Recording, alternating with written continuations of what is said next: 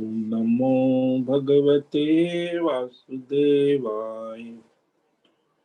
ओम नमो भगवते वासुदेवाय। ओम नमो भगवते वासुदेवाय। ओम नमो भगवते वासुदेवाय।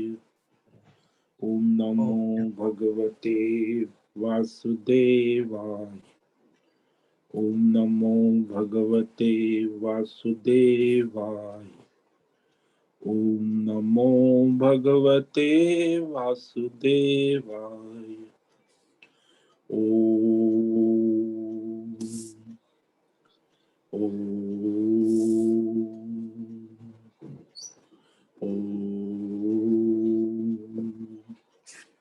ओम श्री परमात्मने नमो नमः। ओम गं गणपतये नमो नमः।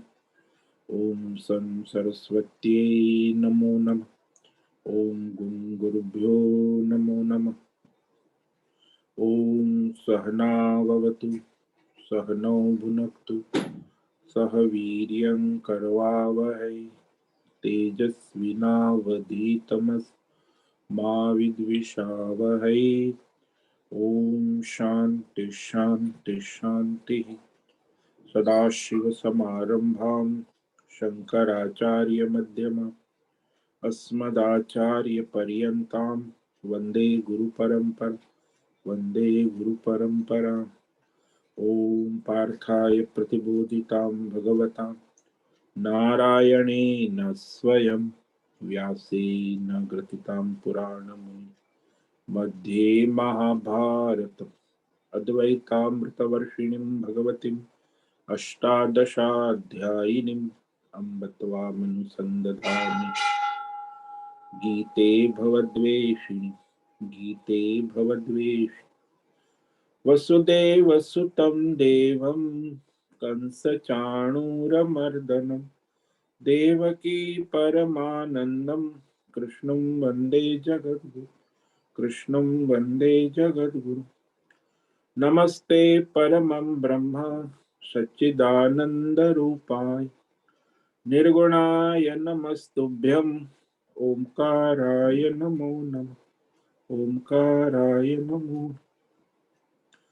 सर्वे दुर्गाणि तरन्तु सर्वे भद्राणि पश्यन्तु सर्वे सद्बुद्धिमाप्नोतु सर्वे सर्वत्र नन्दतु। ओम तत्सत। ओम ओम ओम। आप सभी ऑनलाइन जूम नेटवर्क पर उपस्थित भगवत गीता श्रवण साधकों को आज प्रातः का अभिवादन अभिवंदन। हरि ओम हरि ओम हरि ओम। हम सबको आपका यह जो आज का दिव्य दिन तन मन धन जन देश काल विषय वस्तु परिस्थिति अवस्थाएं अध्यात्म भौतिक दैवी क्षेत्र सभी को अपने अपने पूर्व में अनंत जन्मों में किए संचित पाप पुण्य धर्म अधर्म कर्मों के पके हुए फल स्वरूप वर्तमान में आज अपने अपने प्रारब्ध अनुसार परमेश्वरी अचिंत्य योग माया के माध्यम से प्रसाद स्वरूप में प्राप्त हुआ है। अतः आज का यह दिव्य दिन परमार्थ हेतु निष्काम सेवा यज्ञ देव यज्ञ ऋषि यज्ञ पितृ यज्ञ नृ यज्ञ सात्विक दान शारीरिक वाचिक मानसिक तप निष्काम कर्म योग ध्यान योग भक्ति योग ज्ञान योग साधना स्वाध्याय वेद शास्त्रों का अध्ययन अध्यापन उपासना आराधना के लिए समर्पित करे और कराए। अत्यंत दुर्लभ मनुष्य जीवन को परमार्थ हेतु सार्थक करे और कराए। आज विक्रम संवत 2079 चैत्र मास शुक्ल पक्ष की द्वादशी तिथि सुबह 6:23 तक, उसके बाद त्रयोदशी लग जाती है। मघा नक्षत्र है आज 7:22 तक, उसके बाद पूर्व फाल्गुनी नक्षत्र लगता है। आज है सोमवार भोलेनाथ शिव की आराधना का दिन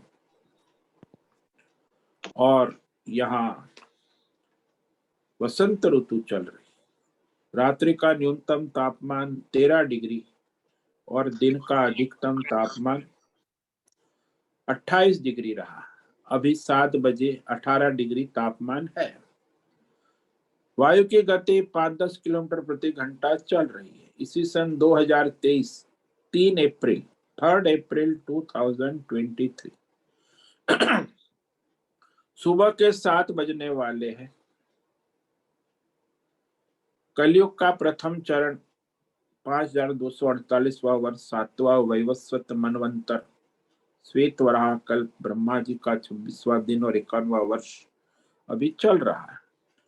तो ऐसे अनंत कोटि ब्रह्मा और ब्रह्मांडीय परमेश्वरी अचिंत्य योग माया में हमारा यह एक ब्रह्मांड, इस ब्रह्मांड में यह पृथ्वी लोक में जम्बू द्वीप में वैदिक राष्ट्र भारत में उत्तर हिमालय प्रांत में उत्तराखंड राज्य में टिहरी जिले में हिमालयन शिवालिक पर्वतमाला के अंतर्गत मणिकुट पर्वत के ऊपर नीलकंठ महादेव के सामने ऋषिकेश नगरी मुनि की रेती शीशम जाड़ी अवधूतवाड़ा आश्रम के सी ब्लॉक 5 नंबर कमरे से पहले मंजिले से गंगा किनारे से हम स्वामी उत्तमानंद सरस्वती भगवत गीता के आचार्य शिष्य स्वामी चिन्मयानंद सरस्वती महाराज कैलाद्वैत वेद व्यास भगवत पाद शंकराचार्य की श्रृंगेरी संन्यास परंपरा से शिक्षित दीक्षित सनातन वैदिक भारतीय हिंदू धर्म अनुसार संपूर्ण भगवत गीता ज्ञान यज्ञ ऑनलाइन जूम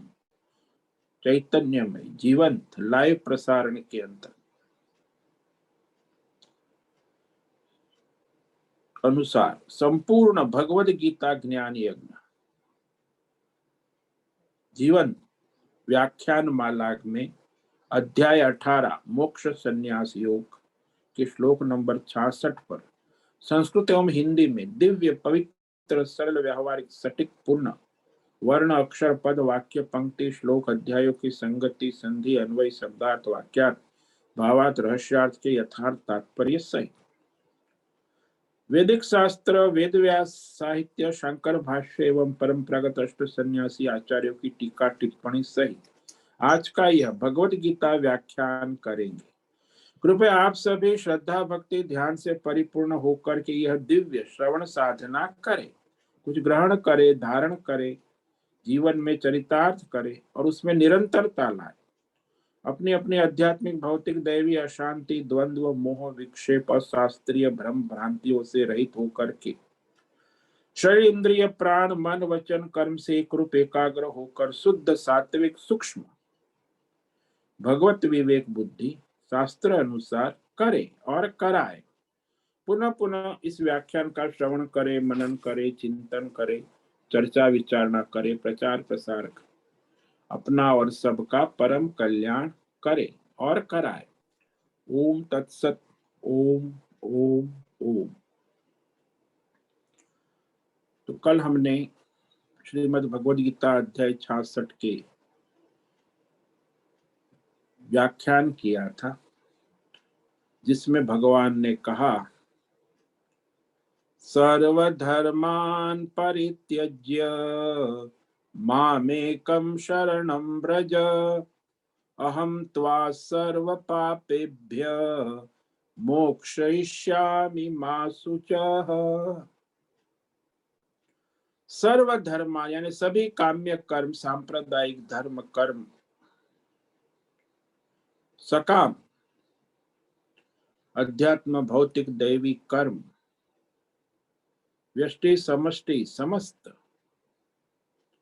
पाप पुण्य मिश्र समस्त कर्म, सत्वगुणी रजोगुणी तमोगुणी समस्त कर्म,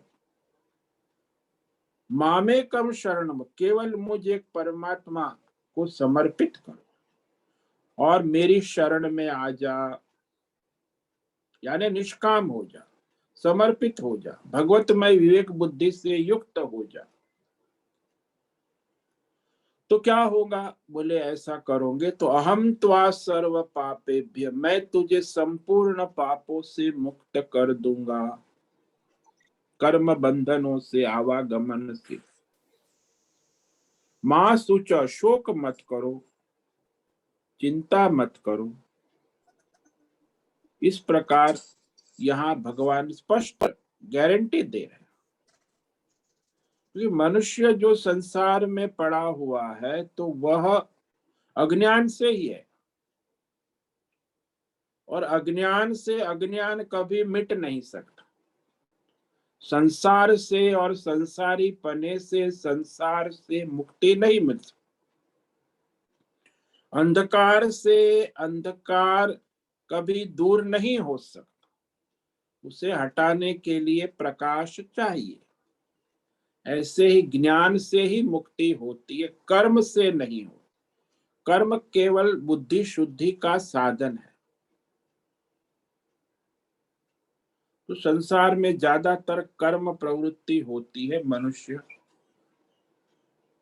और मनुष्य अपने को आत्मा से भिन्न जानकर, शरीर से स्वयं को भिन्न जानकर उस शरीर में आत्मा भाव रखता है कि ये मैं हूं। कौन है आप? मैं देवदत्त हूं। अरे भाई, देवदत्त को तो जन्म के पहले तो था नहीं, और जन्म के बाद शरीर को नाम दिया है रिश्तेदारों ने देवदत्त, तो शरीर का नाम है देवदत्त। अब मैं जो गौण रूप से उसमें आत्मा भाव, शरीर और अपने नाम में मनुष्य शरीर, उससे भिन्न स्वयं को समझना, ये क्योंकि यहाँ आत्मा भाव रखकर कर्म प्रवृत्ति नहीं हुआ करती। इसीलिए आत्मा भाव में स्थित मनुष्य का कोई लौकिक कर्मों का कोई प्रयोजन नहीं रहता।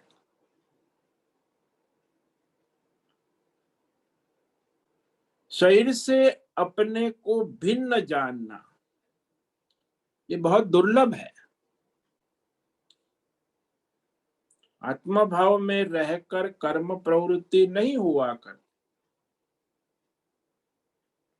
कर्म प्रवृत्ति के लिए मिथ्या जीवात्मा भाव ही कारण है कि मैं जीव हूं और ये मेरा शरीर है और ये मेरा संसार है। ये मिथ्या जीवात्मा भाव ही सारे संसार के कर्म प्रवृत्ति और निवृत्ति के लिए कारण है। मिथ्या जीवात्मा भाव, जहां भेद है ना, तो वहां संसार है, वहां कर्म है। द्वैत में, भेद में, एकत्व में कोई व्यवहार नहीं हो। और एकत्व में यदि कोई व्यवहार हो तो भी वहां वो मिथ्या व्यवहार है। एकत्व में व्यवहार मिथ्या होता है। जैसे रस्सी को सांप मान लिया, जान लिया, तो जहां भेद ज्ञान रहते अभेद का व्यवहार मात्र, कि भाई रस्सी है उसका पता नहीं है इसीलिए सांप दिखता है, सांप समझना।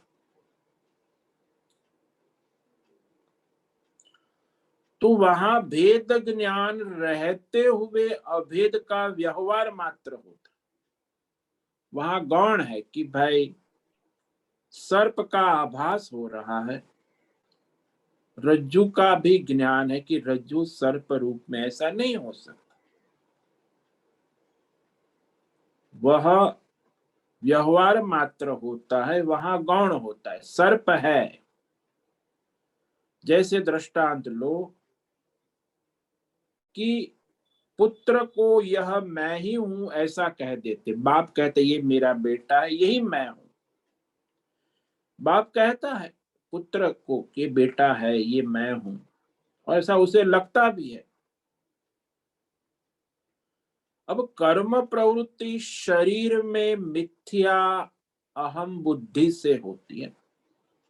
आत्मा बुद्धि, अहम बुद्धि, यानी मैं शरीर हूं, अब मैं शरीर हूं तो शरीर में मिथ्या आत्म बुद्धि से होती है कर्म प्रवृत्ति। वो गौण से नहीं हो, आत्मा से नहीं हो। वह कोई भी कर्म होगा तो वो अपने शरीर में आत्म बुद्धि से ही हो, शरीर के लिए होती, संसार के लिए प्रवृत्ति होती है। आत्मा में आत्मा के लिए प्रवृत्ति नहीं होती। इसलिए अज्ञान अवस्था में ही ये शरीर आदि जो स्थूल सूक्ष्म 27 तत्व का संसार है, उसमें मैं की प्रतीति जो आभास है, ये मैं हूं। और वह जो उसको मैं मानकर उसमें वो लग जाते, तो वह जो मैं हूं उसकी खोज करना आवश्यक है। मैं ये शरीर हूं, इंद्रिय हूं, प्राण हूं, बुद्धि हूं, मैं क्या हूं, मैं कौन हूं।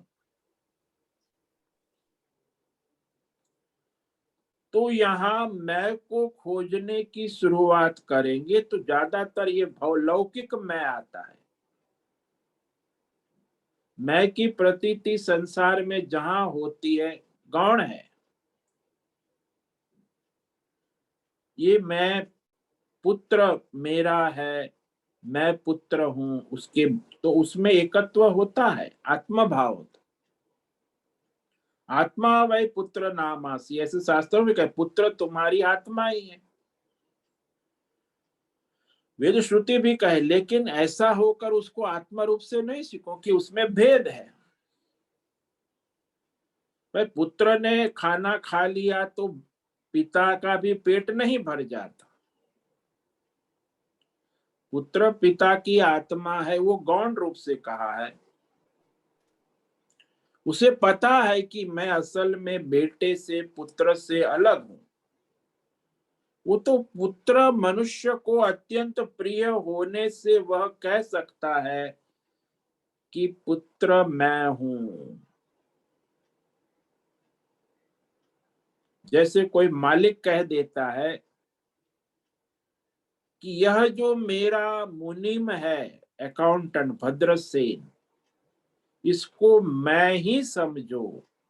अर्थात इस मेरे मुनीम अकाउंटेंट के द्वारा जो हिसाब किताब लेन देन हो रहा है, वो मेरा ही हो रहा है। ऐसा कहने से उसे पता है, मालिक को, कि हूं तो मैं अलग, लेकिन मेरी जगह पर ये मेरा मुनीम अकाउंटेंट हिसाब किताब लेन देन करने के लिए इसे लगा दिया। वो उससे अलग है, उसको पता है। इस प्रकार प्रतीति किसी को नहीं होती कि मैं हूं तो मैं शरीर से अलग। ये बहुत महत्व की बात है।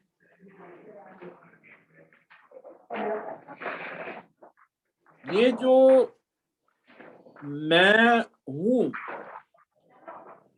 मेरी जगह काम करने वाला जो है वो भी मैं हूं, लेकिन पता है कि उससे मैं अलग हूं। हाँ, वास्तव में हूं तो मैं, लेकिन मैं उससे अलग हूं।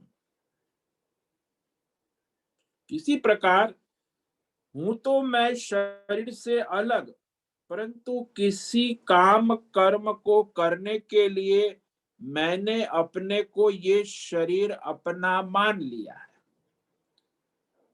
मैं शरीर से अलग हूं। ऐसा विवेक ज्ञानी को होता है, अज्ञानी को नहीं होता कि शरीर से मैं भिन्न आत्मा हूं।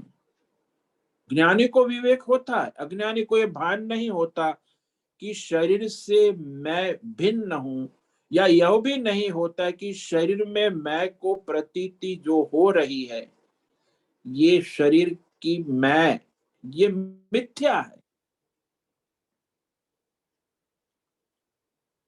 तो जब तक ये अपने शरीर को मैं मान लिया है, हालांकि वो आत्मा है ही नहीं, जो आत्मा है नहीं उसको आत्मा मान लिया, तो वो आत्मा का स्वरूप मिथ्या है। तो जो मिथ्या वस्तु को सत्य मान लेना ही अज्ञान है।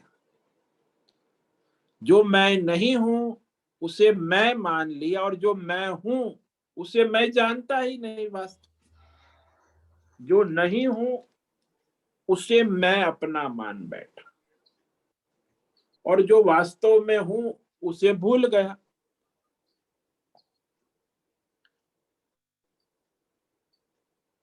तो ये विवेक करना आवश्यक।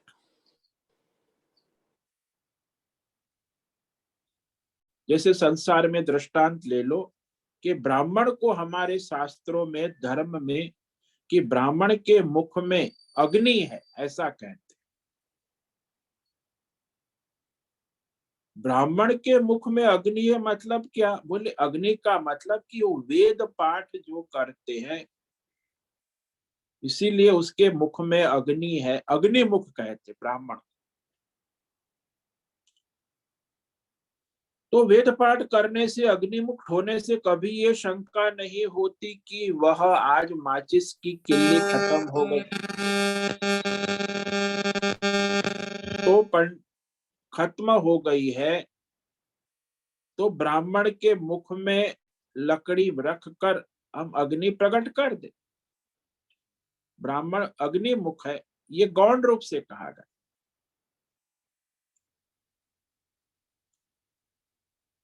ब्राह्मण वेद बोलने में तेज है ना, इसीलिए उसमें वो वेद बोलने का तेज होने से वो ब्राह्मण को, वेद पाठी ब्राह्मण को अग्निमुख कहते हैं।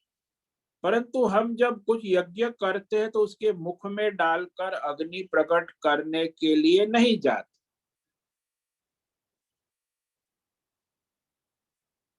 जो भी इस प्रकार हम शरीर, मन, स्थूल सूक्ष्म शरीर की जो प्रतीति हो रही है,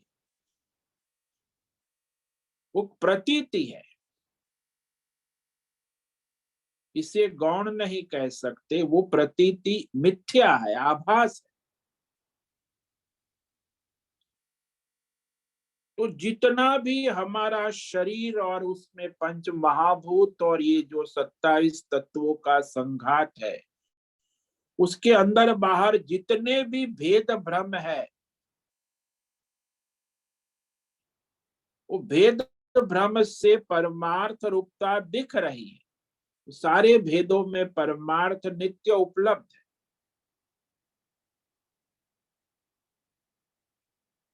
सबका साक्षी है ना, उपलब्ध है। कई आचार्य कहते कि 27 तत्व जो है, शरीर, इंद्रिय और ये सारे स्थूल सूक्ष्म, जो मिथ्या मैं आत्म बुद्धि है, ये मैं, शरीर मैं हूं, इंद्रिय मैं हूं, बुद्धि मैं हूं, मन, तो मिथ्या जो आत्म बुद्धि है उसे आत्मा कर्ता नहीं बनता, वो तो साक्षी दृष्टा ही रहता है।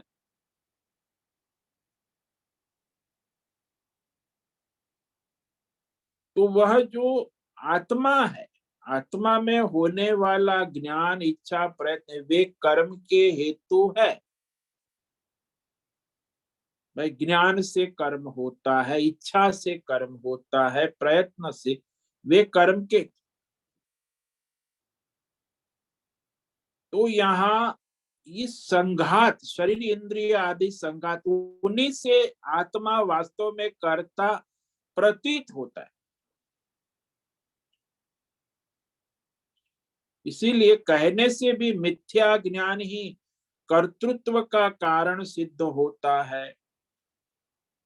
मिथ्या संसार में ही कर्तृत्व का कारण सिद्ध होता है। इसीलिए वास्तव में जीवात्मा का जो धर्म है, वह तो चैतन्यमय आत्मा ही है, लेकिन बुद्धि मन के धर्म जो है वह आत्मा के धर्म नहीं है, लेकिन वह बुद्धि और मन से तादात्म्य कर्म के आत्मा में उसकी मिथ्या ही प्रतीति होती। तो जो अपने शरीर को आत्मा मानता है वो मिथ्या है, आत्मा शरीर नहीं है। बुद्धि को आत्मा मानता है, मिथ्या है, वो शरीर नहीं है। बुद्धि मन शरीर के जो धर्म है वो आत्मा के धर्म नहीं है। शरीर में विकार है, इंद्रियों में विकार है, मन में विकार है, प्रकृति में विकार। लेकिन मनुष्य अज्ञान से वह तादात्म्य के कारण वह समझने लगता है कि यह ज्ञान जो है मुझे हुआ। जो विषय है भौतिक है, आध्यात्मिक, ये सारी वृत्तियां है।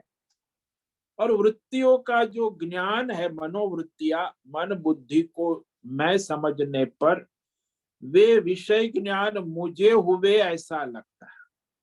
तो ये भौतिक अध्यात्म दैव बहुत सारे विषय है और वो सारी मनोवृत्तियां है, और बुद्धि मन में समझने पर वो विषय ज्ञान मुझे हुआ ऐसा लगता।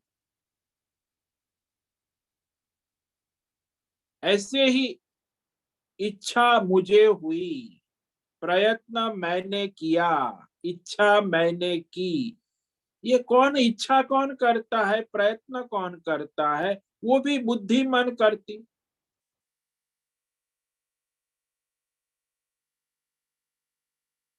तो यह जो इच्छा प्रयत्न बुद्धि मन करती है वह मिथ्या विषय ज्ञान होता है। जैसे आप कहते हो मेरी इच्छा है इसीलिए मैंने उस विषय में प्रयत्न किया। तो इस प्रकार कर्तृत्व भोक्तृत्व ज्ञातृत्व जो हो रहा है वो सारा अज्ञान पूर्वक होने के कारण ही वो मानता है, क्योंकि उसने अनेक जन्मों से ये कर्म किए हैं ना, अज्ञान से कामना से प्रेरित होकर।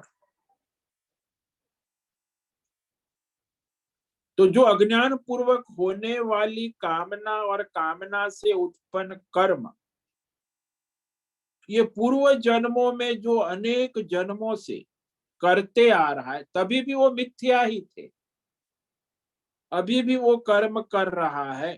पहले जो इंद्रिय विषय प्रतीति हुई मिथ्या, सुख हुआ था, तो पहले अनंत जन्मों में जो सुख दुख भोगा था जिस विषय का, उसका संस्कार है अभी वर्तमान में। इसीलिए प्रिय बुद्धि और अप्रिय बुद्धि हो गई है विषयों में, अपने अपने विषय। भाई किसको क्या प्रिय लगता है, अपने अपने अनंत जन्मों के संचित संस्कार से प्रिय बुद्धि और अप्रिय बुद्धि हो गई। वो कर्म से होता है, और प्रिय अप्रिय हो जाता है, अप्रिय प्रिय हो जाता है, वो भी परिवर्तनशील है। तो उस विषय से हमें सुख मिला है, कोई भी विषय इस जन्म में या पूर्व जन्म में, तो जिस विषय ने हमें सुख दिया है उसमें प्रिय बुद्धि हो जाती है। इस जन्म में और पूर्व जन्म में कोई भी विषय ने हमें दुख दिया है तो उसके प्रति हमारी अप्रिय बुद्धि हो जाती। अब वो सुख दुख के कारण प्रिय अप्रिय बुद्धि दृढ़ हो जाती। इसलिए संसार में सबकी प्रिय अप्रिय बुद्धि भिन्न होती है। किस विषय ने वो कहता है कि मुझे तो मामा बड़ा प्रिय लगता है। तो मामा क्यों प्रिय लगता है? क्योंकि सुख बुद्धि है, अनुकूल रहता है। तो मामी कहती है तो मामा तो प्रिय नहीं लगता, उसके प्रतिकूल है, शराब पीता है, गाली गलौज करता है, तो मामी को मामा प्रिय नहीं। लेकिन भांजे को मामा प्रिय है, तो वो मामा तो वही है, लेकिन वो उसकी मामी को दुख दे रहा है तो उसे वो अप्रिय है, बुद्धि उसके प्रति। और वो भांजा है, उसको मामा सुख दे रहा है, लाड़ प्रेम कर रहा है, तो वो उसको मामा प्रिय बुद्धि उसमें होगा। तो कोई भी वस्तु हो संसार की, हमें उसमें यदि तुरंत ही आप जो है अनंत जन्मों के संस्कार है ना, तो वो जिस विषय ने हमें पूर्व जन्म में इस जन्म में सुख दिया है, उसमें हमें प्रिय बुद्धि हो जाती है। और जिस विषय ने हमें देश काल विषय ने दुख दिया है, उसमें अप्रिय बुद्धि होती। तो ये चलता ही रहता है मनुष्य संसार में। अज्ञान के कारण ये प्रिय अप्रिय पूर्व जन्मों के संस्कार के कारण उसकी स्मृति है ना, वर्तमान में वो उत्पन्न होती है, फिर उसी की इच्छा उत्पन्न होती है और उसी का प्रयत्न होता है, उसके अनुसार प्रवृत्ति होती है। तो पूर्व जन्म को के संस्कार में जो प्रिय अप्रिय बुद्धि है, उसी स्मृति से वर्तमान में इच्छा उत्पन्न होती है, प्रयत्न होता है और प्रवृत्ति होती है।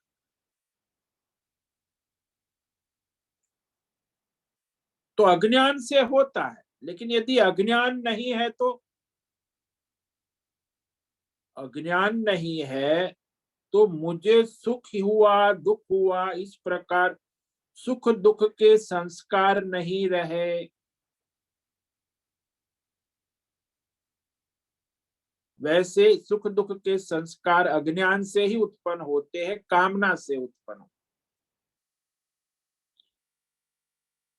तो जितने भी पूर्व जन्म के संस्कार है वो भी मिथ्या है। पूर्व जन्म में हमने जितने भी सुख दुख भोगे वो भी मिथ्या है। वर्तमान में जो सुख दुख भोग रहे हैं वो भी मिथ्या है, और आगे जन्मों में सुख दुख भोगे वो भी मिथ्या है, क्योंकि वो मिथ्या है, सत्य नहीं कह सकते। वर्तमान में भी जो कर्तृत्व भोक्तृत्व है, पूर्व में है, अतीत में है, तो वो मिथ्या है, मतलब असत है।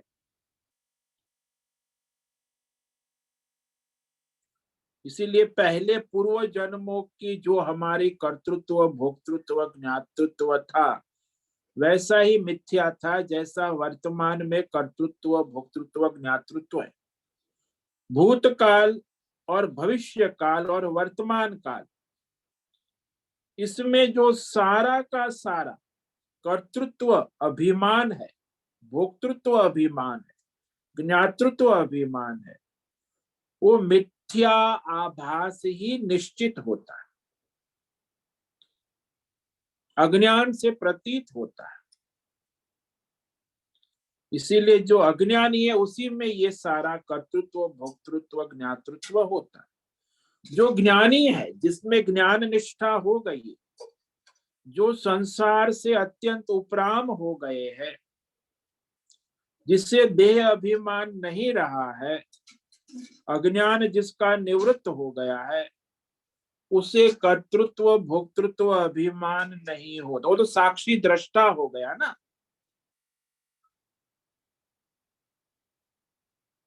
इसीलिए स्थूल सूक्ष्म शरीर में जो भी हो रहा है उसका वो साक्षी दृष्टा है,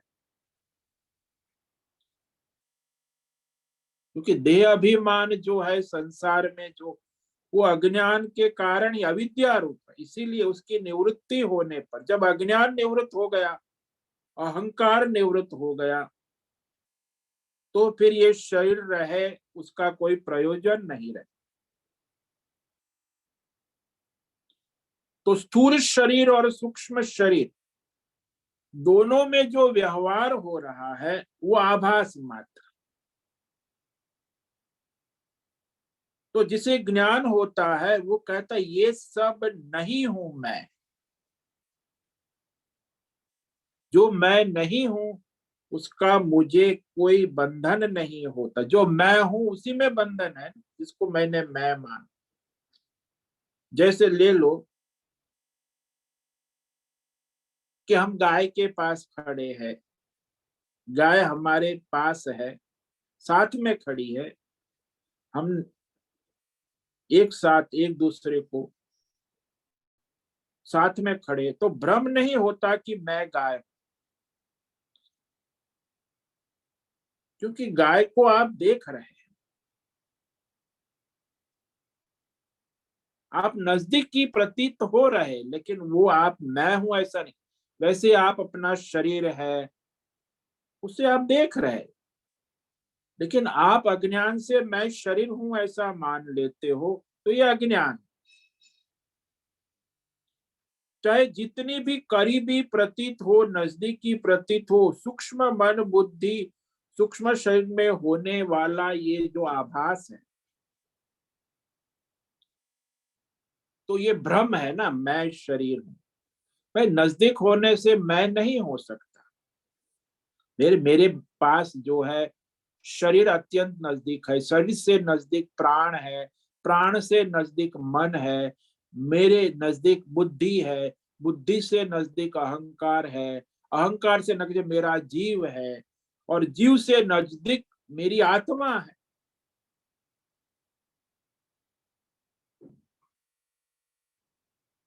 लेकिन हम किसी एक को ही अपना मान ले तो आत्मा तक नहीं पहुंचेंगे ना। शरीर इंद्रिय मन बुद्धि, तो ये संसार में मनुष्य अज्ञान से ही कामना करता है अपनी भूतकाल की स्मृति, और फिर वर्तमान में प्रयत्न, और उस कामना से कर्म। लेकिन ये मेरे है ऐसी प्रतीति अज्ञान से होती, वास्तव में नहीं। जब तक नहीं जानते तब तक मैं जैसे अज्ञानवश प्रतीति होती कि मैं ये हूं। जैसे कलाकार में पात्र की प्रतीति होती, तो पात्र में यदि अज्ञानवश अपने पात्र अपने कलाकार स्वरूप को भूल जाता है, तो अज्ञानवश वो पात्र अपने को देवदत्त भिखारी मान बैठता, और अपने को भिखारी मानना ये अज्ञान है। वास्तव में वो भिखारी नहीं है।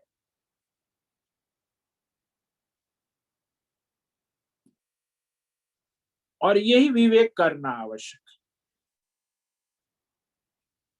कि शरीर के पास आत्मा होने से लग जाता है कि यह मेरा शरीर है, ये मैं हूं। और जब मेरा शरीर है तो ये मैं हूं, तो ये मेरे कर्म है, ये भी अज्ञान से।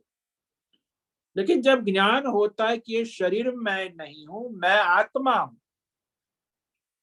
तो यह सर्वथा मिथ्या होने से जो कोई प्रतीति शरीर की संसार की हमें हो रही है, वो मिथ्या प्रतीत होने पर फिर उसमें कोई विशेष प्रवृत्ति नहीं हो सकती। मिथ्या है ना, फिर उसका प्रयोजन क्या रहा। जैसे आपको वो लकड़े के फ्रूट्स दे दिए प्लेट में, तो आपने कहा अरे बढ़िया फ्रूट्स है, लकड़े की डिजाइन और सारे लकड़े के फल। लेकिन आप जब उसे हाथ में लेते हैं और आपको ज्ञान होता है कि लकड़े के फल है, तो इसमें कोई संतरे में मौसम्बी में कोई वास्तविकता नहीं है, तो आप उसमें खाने के लिए प्रवृत्त नहीं होंगे, क्योंकि पता चला ना कि ये लकड़े के फल है, लकड़ी के बने हुए, सुंदर है, जैसे फल है वैसे ओरिजिनल दिखते हैं, लेकिन ये फल नहीं है, मिथ्या है, दिखते हैं कि। तो हमें वो खाने की इच्छा नहीं होगी। और इसी प्रकार यहाँ कहते हैं प्रवृत्ति नहीं कर सकते। ये हमें विवेक करना। कि शरीर, ये 27 तत्व, ये संसार, ये प्रकृति, इसमें गौण आत्मा है, इसलिए इसकी प्रवृत्ति कराओ, ऐसा नहीं हो सकता, क्योंकि आत्मा उससे असंग है। क्योंकि मनुष्य का प्रारब्ध होता है, प्रारब्ध भोग के समय वह उसे शरीर इंद्रिय के द्वारा प्रारब्ध भोग होता है, लेकिन वह सर्वथा उससे भिन्न रूप में प्रतीत होने के कारण उसकी उससे कोई प्रवृत्ति बनती नहीं है। आभास होता है, लेकिन उसमें अहंकारता ऐसी वृत्ति नहीं, प्रतीति। अज्ञान में अहंकारता ऐसी होती, प्रारब्ध है, मैं भोग रहा हूं, इसीलिए प्रारब्ध के समय मनुष्य असंग साक्षी दृष्टा है ना, तो वो प्रवृत्ति भी केवल आभास मात्र है, वहां अहंकारता अहम भोक्ता नहीं होता, अहंकार नहीं होता।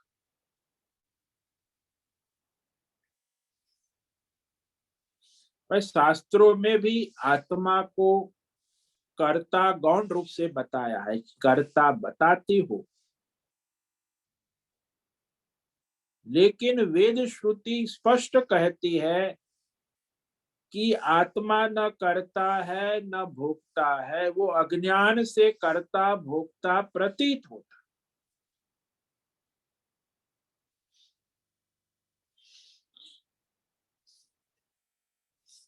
इसीलिए लौकिक रूप में भी हम देखते हैं ना कि संसार में जो प्रत्यक्ष प्रमाण हो उसे वेद काटता नहीं है। प्रत्यक्ष प्रमाण दिख रहा है, कहते हो भाई अग्नि है, प्रत्यक्ष है, उष्ण है, गर्म है, सबको पता है, तो अग्नि ठंडी है ऐसा कोई नहीं कह सकता, वेद भी नहीं कह सकता कि अग्नि ठंडी है। वेद भी स्वीकार करता है अग्नि उष्ण है। इसीलिए वेद सब कर्म करने को कहते हैं। किसके लिए कर्म का प्रयोजन वेद में कहा कि अज्ञानी को ही उपदेश करती है कि कर्म उपासना का, ज्ञानी को कोई कर्म उपासना का प्रयोजन ही नहीं है। और वेद श्रुति में ये जो परमार्थ ज्ञान, उसका लक्ष्य ही आत्मज्ञान है, परमार्थ ज्ञान है। तो अज्ञानी जब कर्म उपासना के द्वारा आत्मज्ञान की योग्यता पाकर आत्मज्ञान में स्थित हो जाए, यही वेद चाहता है। वेद का लक्ष्य कर्म उपासना नहीं है, वेदों का लक्ष्य, सभी शास्त्रों का लक्ष्य है मनुष्य परमार्थ ज्ञान में परिपूर्ण हो। इसीलिए जब तक हमको परमार्थ ज्ञान नहीं हो गया, तब तक ये अंतकरण शुद्धि के लिए, पूर्णता के बोध के लिए ये सारे निष्काम कर्म योग, ध्यान योग, भक्ति योग करने को वेद शास्त्र कह रहा है। वो बुद्धि शुद्धि पर्यंत है, भगवत बुद्धि हो गई और फिर भगवत ज्ञान में स्थित हो गए, तो फिर ये कर्म उपासना ज्ञान योग का कोई प्रयोजन नहीं रहता। तो समग्र कर्म और उपासना का फल, लक्ष्य जो है वो परमात्मा है। जैसे दृष्टांत ले लो कि हमने कमल शब्द कहे,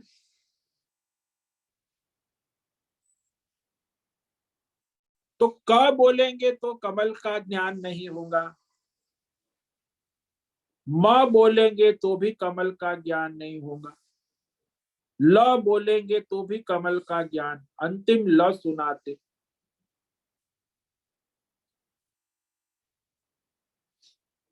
कमल का ज्ञान कब होगा? जब हम क म ल पूरा ल बोलेंगे,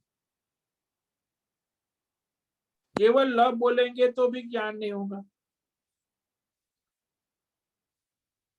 क म के बाद ल का पूर्ण उच्चारण करेंगे तब वही ल कमल का ज्ञान कराएगा। ल कमल। इसी प्रकार पहले हमने कर्म और उपासना किए हैं, तो वो कर्म और उपासना निष्काम हमें परमात्मा का ज्ञान कराएगी। तो सारा प्रयोजन ही ये। यज्ञ की पूर्णाहुति कब होगी? जब पहले आप यज्ञ करोगे तब होगी ना, पहले पूर्णाहुति नहीं होती। पूर्णाहुति का फल पहले पूरे अंग पद क्रम से यज्ञ हवन विधि विधान से होगा, उसके बाद फिर पूर्णाहुति होगी, उसके बाद फल उत्पन्न होगा।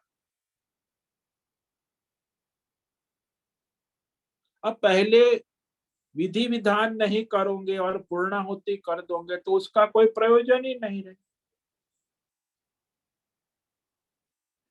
इसीलिए वेद शास्त्र कहते तुम ब्रह्म हो, परमात्मा हो। परमार्थ ज्ञान तब हो जब तुम्हारी बुद्धि शुद्धि हो। जब बुद्धि शुद्धि ना हो तब तक वो परमार्थ ज्ञान आप में नहीं स्थित रह पाएगा।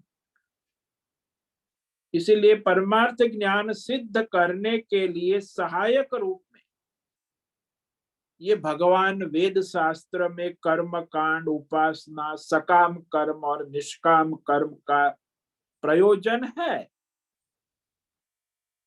लेकिन वो सारे सकाम निष्काम कर्म उपासना सार्थक कभी होंगे? बोले जब परमार्थ ज्ञान होगा, उसमें उसकी पूर्णाहुति है। तो वास्तव में वो परमात्मा का ज्ञान में स्थित होना वही ब्रह्मानंद की प्राप्ति है। वही सभी कर्म फल जो है वो सारे समाप्त हो जाते हैं। तो सारे कर्म उपासना का परिपूर्णता परमार्थ ज्ञान में कि मैं भगवान हूं और सब भगवान का स्वरूप है। और वो आगे हम विचार करेंगे कि वह परमार्थ ज्ञान को बताकर परमात्मा में जो हम ये सारा भ्रम से अध्यात्म भौतिक दैवी संसार को लेकर अहंकार से प्रतीत हो रहा है, उसका निराकरण करना आवश्यक। कि उसमें जो भी प्रतीत हो रहा है वो मिथ्या है। जैसे सुवर्ण में जो भी प्रतीत हो रहा है गहने, वो मिथ्या है। गहने है ही नहीं, केवल सुवर्ण ही है। तो इस तरह ये संसार और ये शरीर और ये जो भी प्रतीत हो रहा है वो प्रतीति आभास मात्र है, नाम मात्र है, शब्द है। वास्तव में परमात्मा ही है।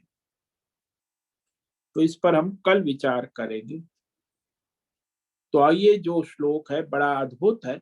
सर्वधर्मान परित्यज्य मामेकं शरणं व्रज अहम त्वा सर्व पापेभ्यो मोक्षयिष्यामि मा शुचः।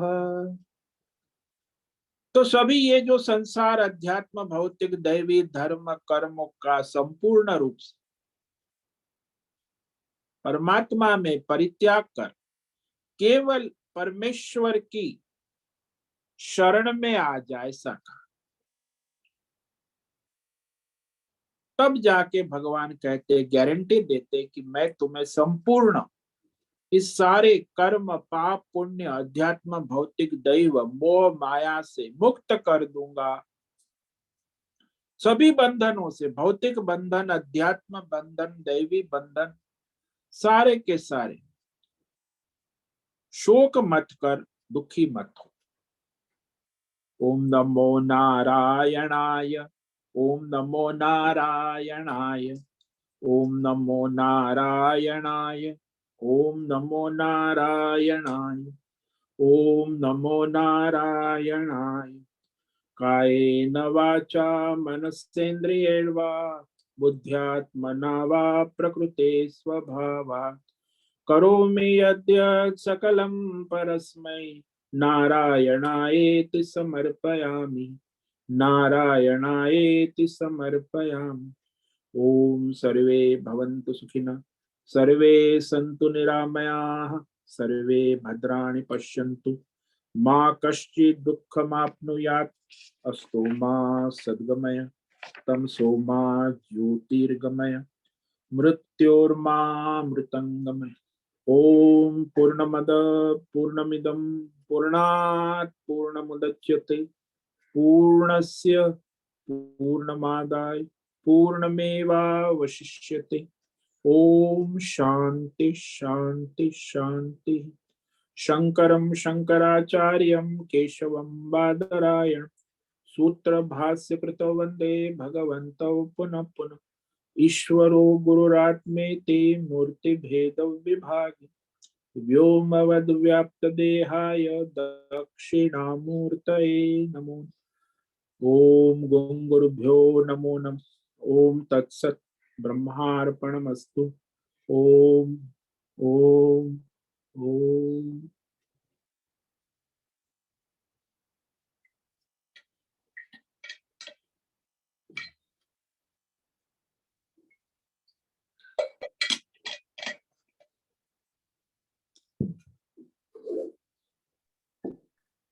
हरिओम स्वामी जी। हाँ बोलो।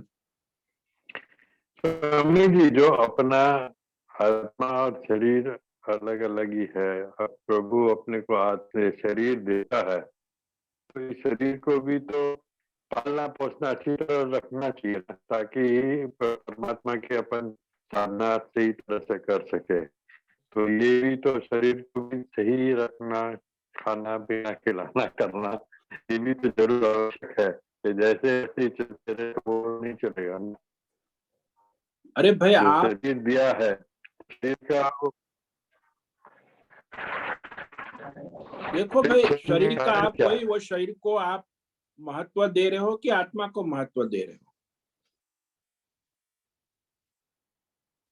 नहीं, आत्मा को दे रहे हैं, पर आत्मा तो शरीर में आया है ना, तो शरीर के धारण क्या है, तो उसके अंदर आत्मा आया है, तो शरीर को भी सही तरह से रखना, खाना पीना खिलाना पोषण करना, नहीं तो बीमारी रहेगा, तो फिर शरीर नहीं रहेगा तो आत्मा अपना बोध नहीं कर पाएंगे ना। देखो आत्मा के आत्मा के बोध बोध, के लिए ही शरीर में। आत्मा के बोध के लिए शरीर की जो महत्ता नहीं है, बुद्धि की शुद्धि की आवश्यकता है। आप शरीर में लगे रहोगे, शरीर को ही प्रेम करोगे, शरीर का ही महत्व समझोगे, शरीर को ही आत्मा मानोगे, तो फिर आपका कभी कल्याण नहीं हो सकता। शरीर गौण है, वो मुख्य नहीं है। आप जो कह रहे हो उसमें आप शरीर को मुख्य मान रहे हो, साधन। शरीर मुख्य साधन नहीं है, मुख्य साधन बुद्धि है। और बुद्धि शुद्धि के लिए ये कर्म उपासना जो है वो करना आवश्यक है। कर वस्त्र है, गौण साधन है। शरीर को आप इतना महत्व देते हो कि वो शरीर तो प्रारब्ध से चलेगा। आप चाहे कुछ भी आप कहते हो, मैं कहता हूं, वो भी आपके ईश्वर प्रारब्ध के अनुसार आपके शरीर को चला रहा है। आपको अहंकार है कि मैं शरीर को खाना पीना दवाई दे रहा हूं, ठीक रख रहा हूं, ये भी अज्ञान है, अहंकार है। आपका शरीर आपके प्रारब्ध के अनुसार ईश्वर के द्वारा प्रकृति के द्वारा चल रहा है। आप करते हो ये भी अज्ञान है, ये तो बड़ा अज्ञान। इसीलिए विवेक करना आवश्यक है। शरीर मात्र गौण है, साधन है। उसमें मुख्य साधन बुद्धि है। और बुद्धि की शुद्धि के लिए कर्म जो भी है, शरीर की जो आप सेवा करते हो वो भी ईश्वर की सेवा समझ के करो कि ये ईश्वर का है, इसके लिए प्रारब्ध के अनुसार उसका जो है उस अनुसार कर्म करो, शरीर की देखभाल करो, प्रारब्ध के अनुसार होगा। आप चाहे कितना भी ध्यान रखो, जो बीमार होगा तो बीमारी में भी आप भगवत चिंतन कर सकते हो, स्वस्थ हो या अस्वस्थ हो। ऐसा नहीं कि शरीर अस्वस्थ होगा तो मैं कैसे भगवान का भजन, अस्वस्थ में भी कर सकते, स्वस्थ में भी कर सकते। शरीर गौण है, बुद्धि मुख्य है। इसलिए ये भ्रम बहुत बड़ा है कि भाई आप शरीर माध्यम खलु धर्म साधन। भाई शरीर धर्म का साधन है, कर्म का साधन। परमार्थ और मोक्ष के लिए तो बुद्धि का विवेक चाहिए। तो आत्मा जो है वो शरीर के माध्यम से कार्य नहीं करता, शरीर प्रकृति से कार्य करता, शरीर प्रकृति के द्वारा चलता है। उसे आत्मा उसे केवल साक्षी प्रकाशित करता है। आपकी जैसे प्रारब्ध है उस अनुसार आपकी शरीर यात्रा चलेगी। वो साधन गौण है। समझ में आया?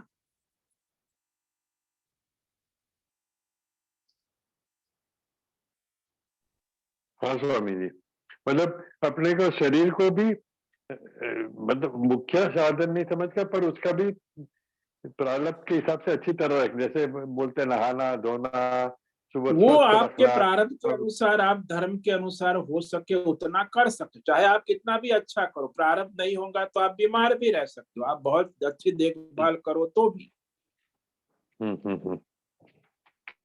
ऐसा नहीं कि आप जैसे करते बड़े बड़े संत लोग, बड़े बड़े संतों को कैंसर या बीमारी या कुछ भी हुआ हाँ है क्या वो तो शरीर वो का उनको प्रारब्ध अपना है, वो तो हम्म, प्रारब्ध तो रहेगा। इसीलिए वो आप देखभाल करो या न करो, वो दोनों आप केवल गौण रूप से है। मुख्य रूप से परमार्थ में भगवत बुद्धि होना श्रेष्ठ महत्व का है। शरीर साधन गौण है, मुख्य साधन बुद्धि है। आप बुद्धि से समर्पित होकर भगवत समर्पित भाव से कर्म करो। ठीक स्वामी जी, हरिओम। अच्छा समझ आया। ओम।